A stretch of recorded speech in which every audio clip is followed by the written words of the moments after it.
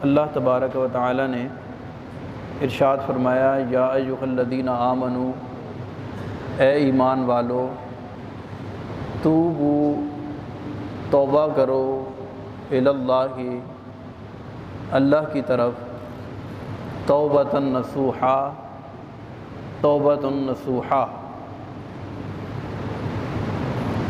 اللہ تبارک و تعالی اپنے بندوں کو ارشاد فرما رہا ہے کہ اے میرے بندو، توبۃ نصوحا کرو۔ مفسرین کہتے ہیں کہ یہ توبۃ نصوحا کیا چیز ہے؟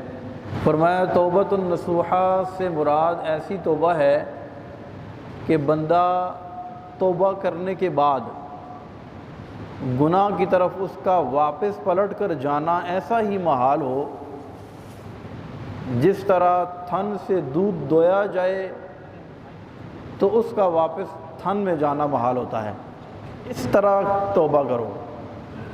ایسی توبہ کا اللہ تبارک و تعالی حکم ارشاد فرما رہا ہے۔ اور دنیا میں ہم کسی کا کوئی حق ماریں، کوئی گناہ ہم سے سرزد ہو جائے، کسی کی حق تلفی ہم کریں تو اس کے سامنے جانے سے ہم کتراتے ہیں، ہمیں شرم محسوس ہوتی ہے کہ اس کے سامنے کیسے جائیں گے، اور ہم محسوس کرتے ہیں کہ کسی کا حق مارا ہے، کسی کی حق تلفی کی ہے، کسی کی حکم عدولی کی ہے، تو اب اس کا سامنا کیسے کریں گے؟ شرم آتی ہے، شرمندگی ہوتی ہے۔ اور جس کی حق تلفی کی جاتی ہے، جس کی نافرمانی کی جاتی ہے، وہ بھی بندے کو شرمندہ کرنے کی کوشش کرتا ہے کہ یہ دیکھو اس نے میرا حق مارا ہے اور اب آ گیا میرے سامنے۔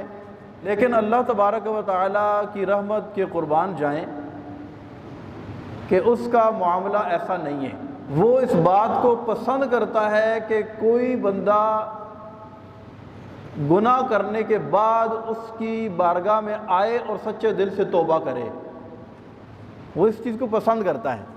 نبی پاک صلی اللہ علیہ وسلم نے ایک بڑی پیاری مثال دے کر ارشاد فرمایا کہ ایک بندہ صحرا میں جا رہا ہے، اس کی سواری اس کے پاس ہے، وما ساز و سامان، اچانک وہ دیکھتا ہے کہ اس کی سواری گم ہو گئی ہے۔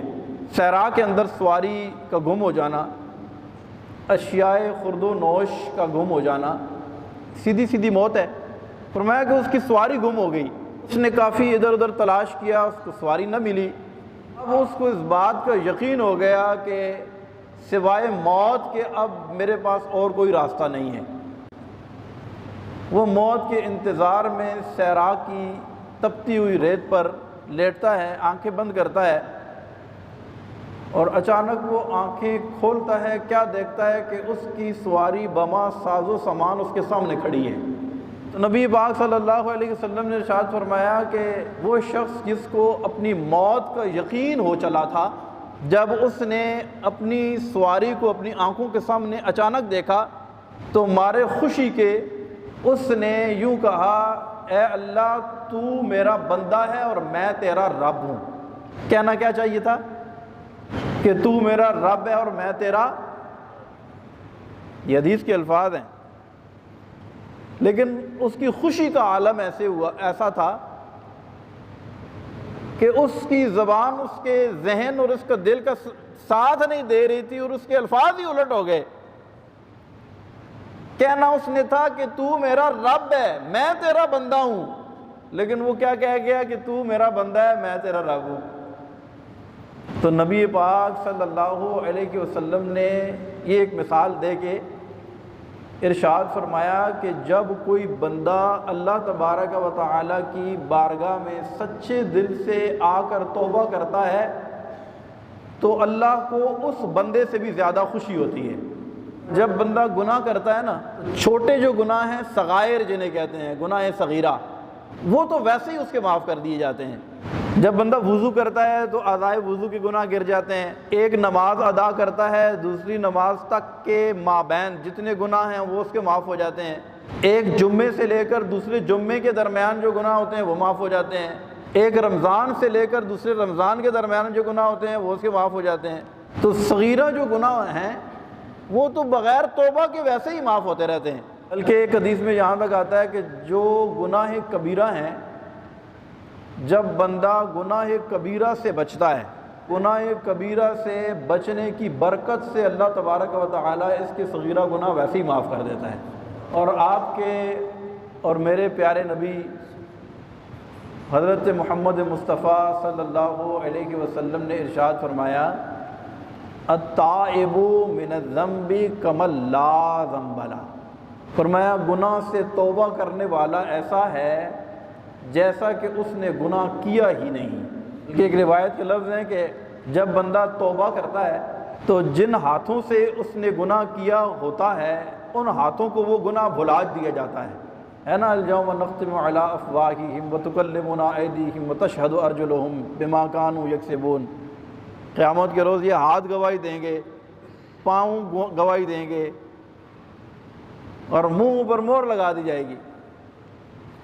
لیکن ارشاد فرمایا کہ جو بندہ توبہ کر لیتا ہے، گناہ کرنے کے بعد توبہ کر لیتا ہے، جس ہاتھ سے جن ہاتھوں سے اس نے گناہ کیے ہوتے ہیں ان ہاتھوں کو وہ گناہ بھلا دیے جاتے ہیں۔ جن پاؤں سے چل کر گناہ کی طرف گیا ہوتا ہے، توبہ کی برکت سے ان پاؤں کو وہ گناہ بھلا دیے جاتے ہیں۔ جس حصہ زمین پر اس نے گناہ کیا ہوتا ہے اس حصہ زمین کو وہ گناہ بھلا دیے جاتے ہیں کہ قیامت کے روز اس کے خلاف گواہی نہ دیں۔ التائب من الذنب کمن لا ذنب لہ، ارشاد فرمایا کہ توبہ کرنے والا ایسا ہے جیسا کہ اس نے گناہ کبھی، بندے کا کریکٹر خراب ہو جائے نا تو کیا ہو جاتا ہے، پروموشن رک جاتی ہے، اگر معافی مل بھی جائے تو کیا ہوتا ہے، داغ لگ جاتا ہے، کریکٹر کے اندر وہ چیز رہ جاتی ہے۔ کبھی پھر کوئی ایسی بات ہو نا تو پچھلی فائل کھل جاتی ہے کہ اچھا اس نے یوں کیا تھا، یہ وہی ہے نا، اب دوبارہ اس نے پھر وہی کیا ہے۔ لیکن اللہ تبارک و تعالیٰ کی رحمت کے قربان جائیں، جب کوئی بندہ سچے دل سے توبہ کرتا ہے اس کا پچھلا کھاتا بالکل کلیئر ہو جاتا ہے، صاف ہو جاتا ہے بالکل۔ اب اس پچھلے کیے پہ بندے کو نادم نہیں کیا جاتا، شرمندگی احساس نہیں دلایا جاتا، پچھلا کھاتا ختم ہو جاتا ہے۔ اچھا ہم انسان ہیں نا، الانسان مرکب عن الخطاء والنسیان، انسان خطا اور بھول سے مرکب ہے۔ کہا جاتا ہے کہ انسان کیا ہے، خطا اور بھول سے مرکب ہے، بنا ہوا ہے۔ اب اس نے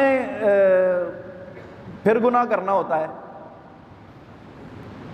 توبہ کرنے کے بعد، لیکن اگر توبہ ٹھیک ہو، اپنی شرائط کے ساتھ ہو، اپنی ریکوائرمنٹ اور اس کا جو معیار ہے اس معیار کے مطابق اگر توبہ کر لی جائے تو پچھلا کھاتا کیا ہوا، کلیئر۔ اب انسان ہونے کے ناطے اس سے کوئی گناہ سرزد ہو گیا تو کم از کم پچھلا کھاتا تو کلیئر ہے، اب یہی ہوگا جو اب اس نے کیا ہے۔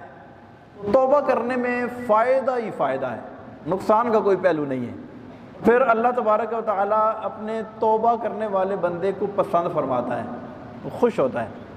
جس طرح میں نے عرض کیا کہ ہم انسان ہیں اور بار بار ہم سے گناہ سرزد ہوتے ہیں اور ہم سمجھتے ہیں کہ گناہوں کا مستقل ہم رک جائیں، یہ ایک بہت مشکل کام ہے۔ تو جس طرح شیطان اور نفس مسلسل ہم سے گناہ کرواتے رہتے ہیں، اسی طرح ہمیں چاہیے کہ ہم بھی مسلسل توبہ کا دامن پکڑے رکھیں۔ بلکہ نبی پاک صلی اللہ علیہ وسلم نے ارشاد فرمایا، ایک بندہ گناہ کرتا ہے، پھر توبہ کرتا ہے، پھر گناہ کرتا ہے، پھر توبہ کرتا ہے، پھر گناہ کرتا ہے، پھر توبہ کرتا ہے۔ وہ پھر گناہ کرتا ہے، پھر توبہ کرتا ہے تو اللہ تبارک و تعالیٰ اپنے فرشتوں سے فرماتا ہے، فرشتوں دیکھو نا ذرا اس بندے کو، دیکھو اس کو پتا ہے کہ اس کا ایک رب ہے جو گناہ پر اس کی پکڑ کرے گا، اسی لیے یہ بار بار گناہ کرتا ہے اور بار بار آ کے ہم سے توبہ کرتا ہے۔ اے فرشتوں تم گواہ ہو جاؤ، میں نے اس کی ہمیشہ کے لیے بخشش فرما دی۔ اچھا ہم کیا کہتے ہیں، ہم کہتے ہیں یار بس میں بچ تو سکتا نہیں ہوں، کیا بار بار توبہ کریں؟ ایسا نہیں کرنا چاہیے۔ بلکہ توبہ کرتے ہی رہنا چاہیے۔ توبہ اگر سچی ہو سکتا ہے کہ ہم نے ادھر توبہ کی، ادھر گناہ کرنے کا موقع ہی نہیں ملا اور دنیا سے رخصت ہو گئے، تو توبہ کرنے سے گناہوں سے کیا ہوئے؟ پاک صاف، اور ایسی حالت میں رب کی بارگاہ میں گئے کہ ہم گناہوں سے پاک تھے۔ اور اگر زندہ رہے پھر اگر گناہ سرزد ہو گئے تو پھر توبہ کریں۔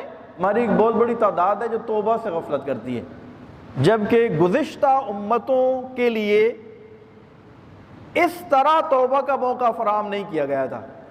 پہلے کی جو امتیں ہوتی تھیں ان میں اگر کسی سے کوئی گناہ سرزد ہو جاتا تو وہ یہ نہیں تھا کہ وہ بس اپنے طور پر اس نے توبہ کی اور اس کا گناہ معاف کیا، ایسے نہیں ہوتا تھا، بلکہ کیا کرتا تھا؟ بعض کو ایسے تھے کہ گناہ کرتے تھے، ان کا گناہ ان کی پیشانی کے اوپر لکھ دیا جاتا تھا۔ چلے میں اور آپ ایک لمحے کے لیے تصور کرتے ہیں کہ ہم نے جو کیا ہو ہماری پیشانی کے اوپر لکھا ہوا ہو، کیا ہوگا؟ سلام کرے گا کوئی ہمیں؟ کوئی ہماری عزت کرے گا؟ ہم میں سے ہر ایک کو پتہ ہوگا کہ اچھا یہ کرتوت کر کے آیا ہے۔ لیکن اس رب کی رحمت پر ہماری کروڑوں جانیں نثار ہو جائیں، ہم جو بھی کرتے ہیں وہ کسی کو پتہ ہی نہیں چلنے دیتا۔ آج دن تک ہم نے جو کچھ بھی کیا، من آنم کے من دانم، ہم جانتے ہیں کہ ہم نے کیا کچھ کیا۔ اللہ نے ہمارے عیب کسی کے سامنے ظاہر ہم نے خود کیے ہوں تو کیے ہوں، خود ہم نے لوگوں کو بتائے ہوں، یہ ایک الگ بات ہے، لیکن اللہ نے ہمارے عیب ظاہر نہیں کی، وہ ستار ہے۔ ایک دو فرمایا نا کہ تائب من الذنب کمن لا ذنب لہ، توبہ کرنے والا ایسا جیسا اس نے گناہ کیے ہی نہیں۔ لیکن اس سے اگلی بات آپ کو بتانے جا رہا ہوں۔ ارشاد فرمایا کہ من آمن وعمل عملا صالحا فاولئک یبدل اللہ سیئاتہم حسنات۔ فرمایا کہ جو سچے دل سے توبہ کرتا ہے نا، ایمان لایا اور پھر اچھے عمل کیے، اور جس نے توبہ کی، اللہ ارشاد فرماتا ہے، قرآن پاک کی یہ آیت ہے، ارشاد فرمایا ہم اس کے گناہوں کو نیکیوں سے بدل دیتے ہیں۔ جتنا بڑا گناہگار تھا اتنا بڑا نیکوکار بن جاتا ہے۔ اس سے بڑھ کر بھی کوئی مہربانیاں ہو سکتی ہیں؟ مجھے بتائیں۔ ایک لمحے کے لیے تصور کریں نا، اپنی گزشتہ زندگی کے اوپر ایک سرسری نگاہ دوڑائیں کہ ہم نے جتنے گناہ کیے ہیں، اگر توبہ سچے دل سے توبہ کی ہے تو وہ سارے جو گناہ ہیں نا وہ نیکیوں میں بدل گئے ہیں۔ اور یہ میں آپ کو ویسے کہانی نہیں سنا رہا، یہ قرآن کی آیت ہے، اس پر ہمیں یقین کرنا پڑے گا کہ اگر توبہ واقعی توبہ ہے، سچی توبہ ہے، تو فرمایا کہ ہم اس کے گناہوں کو نیکیوں میں۔ بنی اسرائیل کا ایک شخص تھا، بلکہ بنی اسرائیل میں ایک مرتبہ حضرت موسیٰ علیہ السلام کے دور میں بارش نہیں ہو رہی تھی۔ حضرت موسیٰ علیہ السلام نے اپنی قوم کو لیا اور پہاڑ پر چلے گئے